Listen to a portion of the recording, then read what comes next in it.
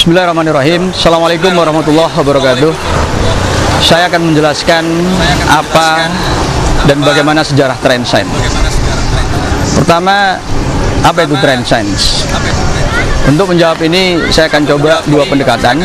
Yang pertama, trend science sebagai puncak dari dialektika ilmu dan agama saya, yang sebenarnya itu merupakan impian lama bahkan sejak belia, bagaimana supaya umat Islam ini menguasai iptek tapi sekaligus piawai dalam agama. Dan itu yang kemudian mendorong saya kuliah di ITB dan sekaligus mempelajari bahasa Arab, Islam dengan seluk-beluknya, dan kemudian memuncak dalam buku yaitu Ayat-Ayat Semesta dan Nalar Ayat-Ayat Semesta. Di situ merupakan ikhtiar saya mempertemukan wahyu dengan agama. Nah, ketika buku ini terbit, maka ada semacam tuntutan bagaimana supaya isi buku itu tidak sekedar diceramahkan, tidak sekedar didiskusikan, tidak sekedar dibedah atau diseminarkan, tetapi kemudian juga dikristalkan dalam bentuk lembaga pendidikan. Jadi itu dari sisi dialektikanya. Nah, kemudian yang kedua, dari sisi pesantren, kita tahu bahwa lembaga pendidikan Islam tertua di Indonesia itu adalah pesantren, yang dalam catatan sejarah itu di Klaten, pesantren tertua yaitu pesantren Salaf generasi pertama itu sudah lahir lebih dari 500 tahun yang lalu. Nah, ini terus berkembang pesantren di Indonesia. Nah, masuk abad 20 lahirlah pesantren genre baru yang tidak lagi fokus pada kajian kitab klasik, tetapi dipadukan dengan materi pesantren umum. Dan motor dari pesantren ini tidak lain adalah gontor yang fenomenal sampai saat ini. Nah, ini pembaharuan yang juga dipicu oleh kesadaran perlawanan terhadap kolonialisme Barat kepada dunia Islam umumnya, dan juga kesadaran untuk melakukan pembaharuan dalam lembaga pendidikan Islam. Nah, dari sudut pandang ini, maka trend science bisa dipandang sebagai pesantren genre baru yang tidak lagi sekedar sains masuk dalam kurikulum agama, tetapi ada dialektika antara ajaran-ajaran agama dan ilmu pengetahuan umum. Kita sebut saja contoh satu karya yang ditulis oleh Ian Barbour, yaitu When Science Meets Religion. Nah, di sini Barbour menulis deskripsi ada 4 relasi antara agama dan sains jika agama ketemu dengan sains, yaitu yang pertama adalah relasi konflik, jadi ada benturan antara agama dan sains. Kemudian relasi independensi, keduanya membahas domain yang berbeda sehingga nggak relevan kita bicarakan relasinya, dengan kata lain tidak ada hubungan. Kemudian yang ketiga adalah dialog, dan yang keempat yang disukai oleh Barbour sendiri yaitu relasi integrasi.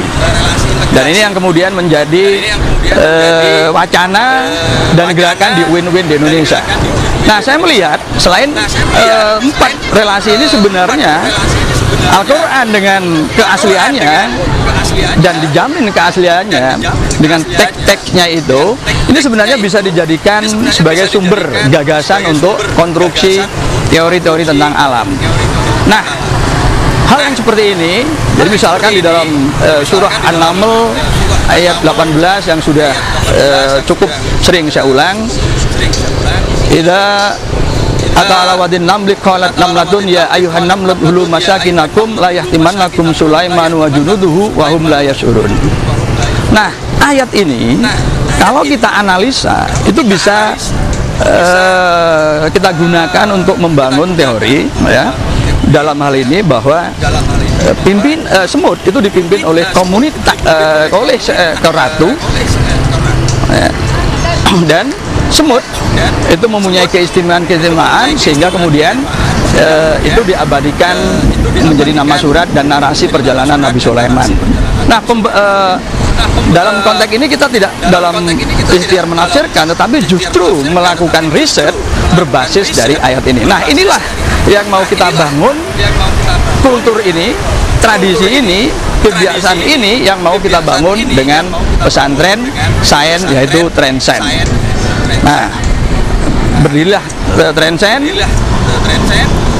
Trensen yang pertama diawali dengan training calon asatidnya, karena kita tahu memang tidak ada sarjana dengan kemampuan dialektika antara agama dan sains, maka calon asatidnya kita training pertama untuk Sragen itu dilangsungkan 9 Desember 2012, kemudian menerima santri tahun ajaran baru 2013-2014 dimulai juga, dan pesantrennya Trensen kemudian diresmikan bertepatan dengan tahun baru Hijriah 1 Muharram 1435 yang bertepatan dengan 5 November 2013, diresmikan oleh Wakil Sekretaris Pimpinan Pusat Muhammadiyah Dr. Abdul Mu'ti.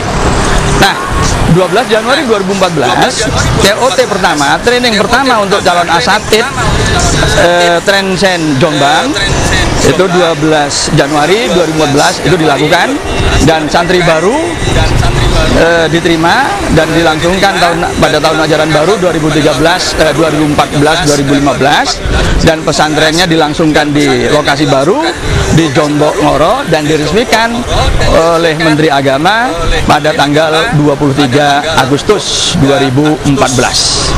Itu dua pesantren lembaga baru, Trensen di Sragen dan di Jombang. Nah, kemudian 2015 itu juga berdiri program Trensen yang bukan dalam pesantren tapi dalam bentuk program dalam satu kelas, itu di Mu'alimin Muhammadiyah Yogyakarta, yang diresmikan pada tanggal 21 September 2015, ditandatangani oleh Ketua Umum Pimpinan Pusat yang baru pada waktu itu, yaitu Bapak Dr. Haidar Nasir, dan saya sebagai pemilik hak cipta dan penggagas Trensen. Jadi Trensen menyatukan ilmu umum dan agama beserta dialektikanya, sekaligus mempertemukan dua ormas besar, yaitu Muhammadiyah dan Nahdlatul Ulama. Dan santri-santrinya juga sering mengadakan kegiatan bersama, sehingga ke depan kita harapkan di sini terjadi persatuan umat, khususnya dari dua sayap terbesar umat Islam di Indonesia, yaitu Muhammadiyah dan Nahdlatul Ulama. Nah, itulah penjelasan apa itu Trensen, juga sejarah Trensen. Dengan demikian saya harapkan clear riwayat Trensen, tidak ada lagi kesimpang siuran. Terima kasih, semoga bermanfaat. Assalamualaikum warahmatullahi wabarakatuh.